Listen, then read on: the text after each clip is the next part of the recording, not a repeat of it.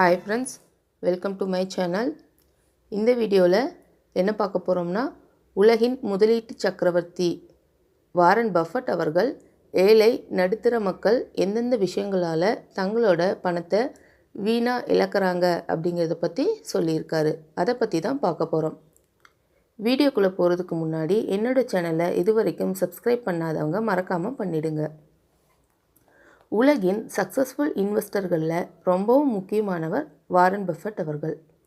அவர் பல ஆண்டுகளாகவே மக்களுக்கு இன்வெஸ்ட்மெண்ட் ஐடியாஸ், மணி மேனேஜ்மெண்ட் பற்றியெல்லாம் அட்வைஸ் வழங்கிட்டு வராரு. அவரோட ஐடியாஸை பலரும் ஃபாலோ பண்ணிட்டு இருக்காங்க.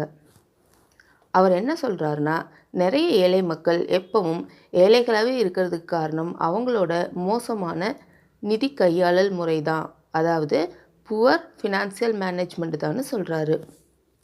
அவர் மக்கள் பணத்தை வீணடிக்கக்கூடிய 10 விஷயங்களை பற்றி சொல்லியிருக்காரு. அது என்னென்ன அப்படிங்கிறத பற்றி பார்க்கலாம் வாங்க. இதில் அவர் ஃபஸ்ட்டு சொல்கிறது, மதிப்பிழக்கும் சொத்துக்களுக்கான கடனை தவிர்க்க வேண்டும். அதாவது டிப்ரிஷியேட்டிங் அசட்ஸை கடன் வாங்காதீங்கன்னு சொல்கிறாரு. இப்போ நம்ம வாங்குகிற செல்ஃபோன், வெஹிக்கிள்ஸ் எல்லாம் வாங்கினதுக்கப்புறம் அதோட மதிப்பு குறைஞ்சிடும். அதை அடுத்த நாளே சேல்ஸ் பண்ணினா கூட நம்ம வாங்கின அமௌண்ட் கிடைக்காது. இதனால தான் கடன் வாங்கி இந்த மாதிரியான பொருட்களை வாங்காதீங்கன்னு சொல்கிறாரு. செலவு பண்ணிவிட்டு மீதியை சேமிச்சிட்டு மீதியை செலவு பண்ணுங்கன்னு சொல்கிறாரு. அடுத்து அவர் சொல்கிறது, அற்பமான செலவுகள். உங்களுக்கு தேவையில்லாத பொருட்களை வாங்கினீங்கன்னா சீக்கிரமே உங்களுக்கு தேவையான பொருட்களை விற்க வேண்டி இருக்கும்னு சொல்கிறாரு. இதனால் நம்ம தேவையில்லாத ஆடம்பர பொருட்களை வாங்குறத குறைச்சிக்கணும். அடுத்து அதிக வட்டி கடன். கிரெடிட் கார்டுகள் இல்லை அதிக வட்டி கட்டுற கடன்கள் நம்மளோட ஃபினான்சியல் ரிசோர்ஸை குறைக்கும்னு சொல்கிறாரு. ஸோ அதிக இன்ட்ரெஸ்ட் இருக்கிற கடனை அவாய்ட் பண்ணிடுங்க, இல்லை சீக்கிரம் கட்டிடுங்க, அதுதான் நல்லது. அடுத்து அவர் சொல்கிறது, முதலீடுகளை புறக்கணித்தல். எப்பவும் ஒரே வருமானத்தை நம்பி இருக்காதீங்க, செகண்ட் இன்கம் வர்றதுக்கு இன்வெஸ்ட் பண்ணுங்கன்னு சொல்கிறாரு. இன்வெஸ்ட்மெண்ட்டோட இம்பார்ட்டன்ஸை சொல்கிறாரு. அடுத்து அவர் சொல்கிறது, ஆடம்பர பழக்க வழக்கங்கள். வாரன் பஃபட் அவர்கள் சிக்கனமான வாழ்க்கை முறைக்கு பெயர் பெற்றவர். நிறைய பணம் செலவு செஞ்சு வெளியில் சாப்பிட்றது, ஆடம்பர பொருட்களை வாங்குறது, இந்த மாதிரியான பழக்கங்கள் அவாய்ட் பண்ணிவிட்டு தேவைக்கு ஏற்ற மாதிரி வாழ்ந்தோம்னா சேமிக்க முடியும்னு சொல்கிறாரு. அடுத்து இன்சூரன்ஸ் துறையில் ரொம்பவே இன்ட்ரெஸ்டாக இருக்கிறவர் இவர். எமர்ஜென்சியோட வேல்யூ புரிஞ்சதால் நமக்குன்னு தேவையான இன்சூரன்ஸ் இருக்கணும்னு சொல்கிறாரு.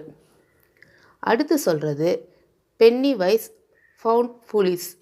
இந்த வார்த்தைகளை வாரன் பஃபட் ரொம்பவே நம்புகிறாரு. சீப்பு அப்படிங்கிறதுக்காக தரமற்றதை பயன்படுத்தினோம்னா அது பின்னாடி பெரிய செலவில் கொண்டு போய் விடும்.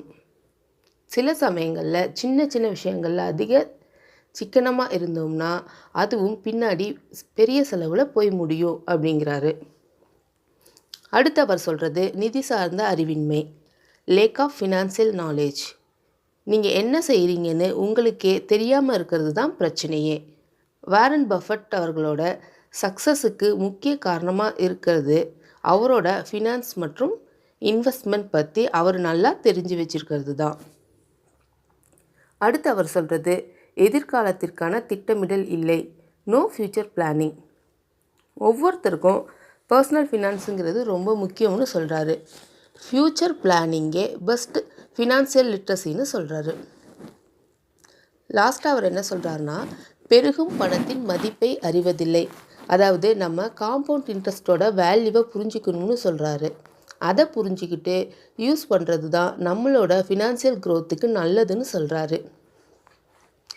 மேலே சொன்ன இந்த 10 விஷயங்களை புரிஞ்சுக்கிட்டு அதை ஃபாலோ பண்ணிங்கன்னா நீங்களும் உங்கள் லைஃப்பில் சக்ஸஸ் ஆகலாம். ஓகே நண்பர்களே, இந்த வீடியோ உங்களுக்கு யூஸ்ஃபுல்லாக இருக்குன்னு நம்புகிறேன். அடுத்த வீடியோவில் பார்க்கலாம். நன்றி, வணக்கம்.